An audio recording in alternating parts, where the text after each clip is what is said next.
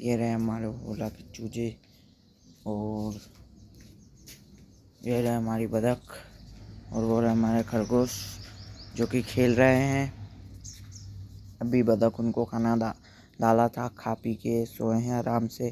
क्या पता है रात को सोते हैं कि नहीं। वो तो आराम से खेल रहे हैं और मिट्टू अंदर है, सोए हैं। और ये रहा घर, ये देखिए।